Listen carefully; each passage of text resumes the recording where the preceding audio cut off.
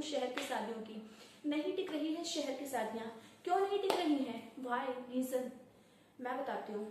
बात ये है कि जब बहू घर में आती है तो इंसान उसे शुरू में इतनी छूट दे देता है कि वो एकदम सर पे चढ़ के बैठ जाते हैं। मैं ये नहीं कह रही कि किसी को बुरा लगे, अक्सर ऐसा मैंने देखा है, उल्टा सीधा कर रही है, कुछ भी कर रही है, कहीं कोई चीज बोल रही है, कुछ भी है, इंसान मना नहीं करता, तो ये गलत है। कोई चीज अगर उन्हें खाना है, कोई चीज उन्हें चाहिए, तो उन्होंने आपको बताया, आप कहते हो बेटा कोई बात नहीं है, हम शाम तक मंगाते हैं, हम कल तक करते हैं। अगर आपने तुरंत स्पेशली उस चीज को किया तो वो तो ये हो गया ना, हम जो चाहेंगे वो करेंगे। दूसरी बात, रिश्ते झूठ के बुनियाद पर कभी नहीं टिकते। अगर आप स्टार्टिंग से ही झूठ बोल रहे हो तो आपके रिश्ते कुछ दिन तक तो छुपे रहते हैं, लेकिन जैसे जैसे सच बाहर आता रहता है वैसे वैसे रिश्ते टूटते रहते हैं, रिश्तों में दरारें शुरू हो जाती है। दूसरी बात, जब आप शुरू से ही हाई लेवल पे ऊपर चढ़ाते जाओगे और लास्ट टाइम आपको अच्छा नहीं लगेगा, समाज कुछ कहता है, वो कुछ कहता है, तब आपको बुरा लगेगा, फिर आप लाके धै से धम से पटक देते हो, तो उस जगह इंसान को अच्छा नहीं लगेगा कि आपने शुरू में कुछ नहीं कहा, अब आप बोलना स्टार्ट कर दिए। क्यों? वाई? तो इसी वजह से आज के टाइम शहर की लड़कियों से जल्दी कोई शादी नहीं करना चाहता। वो ये सोचते हैं पता नहीं लाइफ सक्सेस हो सकती है या नहीं, पता नहीं वो हमारे साथ मैनेज कर पाएगी या नहीं, क्योंकि हमारा रहन सहन अलग है, उनका अलग है। तो इसी वजह से आप अपना सब कुछ देख कर करो। आप जैसे हो वैसे ही लड़का चुनो, जैसे आपकी लड़की है वैसे लड़का देखो, जैसे आपका घर है आप उसी लेवल में घर चुनो। ये मत देखो कि हम इस तरीके से हम बहुत हाई लेवल चुनेंगे, नहीं, क्योंकि अक्सर रिश्ते हाई लेवल के घरों से ही टूटते हैं।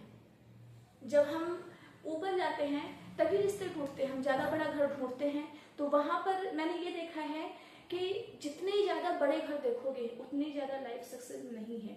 लाइफ अगर सक्सेस है ना तो मिडिल क्लास के लोगों की, मिडिल क्लास के घरों की, क्योंकि वो रिश्तों को, जिम्मेदारियों को, हर चीजों को अपने हिसाब से समझते हैं।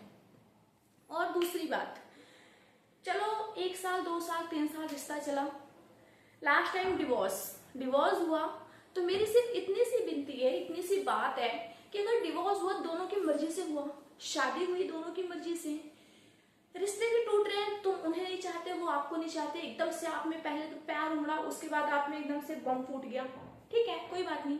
अगर आप डिवोर्स भी ले रहे हो तो जो खर्च लड़की वालों ने किया वो लड़की वाले बर्दाश्त करें, और जो लड़के वालों ने किया वो लड़के वाले बर्दाश्त करें। मैंने देखा है डिवोर्स होता नहीं है कि बस 20 लाख की मांग कर दी, 25 लाख की मांग कर दी। मुझे भी इतना आइडिया नहीं था, अंदाजा नहीं था, लेकिन हमें तब समझ में आया जब हमारे मोहल्ले में यही चीज हुआ कि शादी हुई, रिश्ता जुड़ा, सब कुछ हुआ, लेकिन लास्ट टाइम ये हुआ, हमारे तो 20 लाख खर्च हुए हैं, हम डिवोर्स तभी देंगे, तलाक तभी देंगे, सारे समझौते तब करेंगे जब हमारा पूरा सारा फाइनली दे देंगे, तो क्योंकि हमने इतना खर्च किया है। मैं कहती हूँ अगर आपने बारात स्वागत में या आपने किसी चीज को देने लेने में खर्च किया है तो जाहिर सी बात है कि लड़के वालों ने भी उतना ही खर्चा किया है। आपने बारात किया तो उन्होंने रिसेप्शन किया, अगर आपने अपने लड़के को कुछ दिया तो आपका डबल उन लोगों ने दे रखा है। क्यों?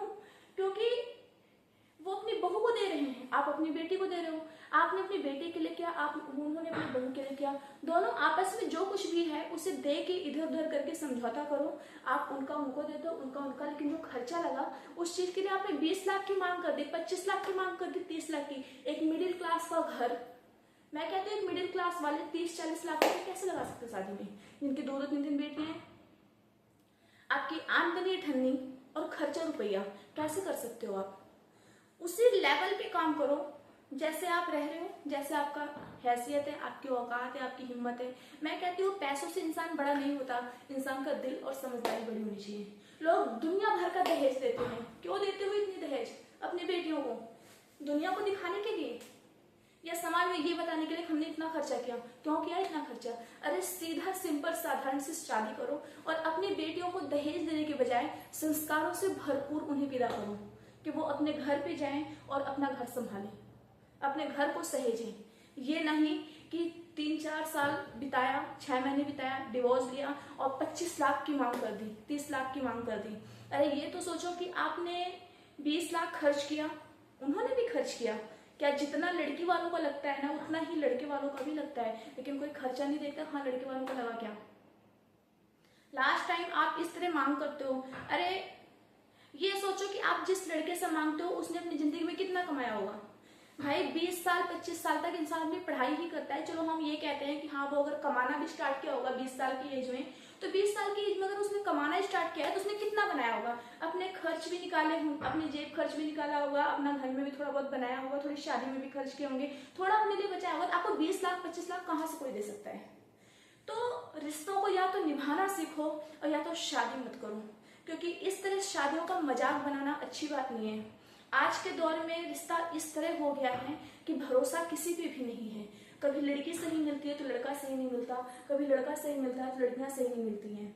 इसलिए दोनों लोग अपनी अपनी समझदारियों को बनाओ। और जो दहेज देते हैं ना, मैंने देखा कि राजस्थान में किसी ने शादी किए, अपनी लड़की को दुनिया भर के दहेज दिए, पूरा उन्होंने काउंट करवा रखा है। मैं कहती हूँ दहेज क्यों दिया आपने। दहेज देने वाले लोग बढ़ावा दे रहे हैं, क्योंकि जिनकी 3-4 बेटियां हैं या जो मिडिल क्लास के लोग हैं वो तो नहीं दे सकते ना। और यही देख करके जिसके कुछ नहीं है वो भी मांगना स्टार्ट कर चुके हैं। तो इस वजह से आप दहेज मत दो, दहेज के बदले अपनी बेटियों को संस्कारों से भरो। इतने संस्कार दे दो कि लाइफ में वो अपनी लाइफ जहाँ भी रहे वो सेट कर सकें। उनके हाथों में कलम पकड़ाओ कि मजबूरी या सिचुएशन कैसे भी आए वो अपने आप हैंडल कर सके, हाथ फैलाने की नौबत ना आए। कम कमाओ, कम खाओ, सुखी रहो और अपने रिश्तों को मजबूत बनाकर रखो। आज के ब्लॉग में बस इतना ही।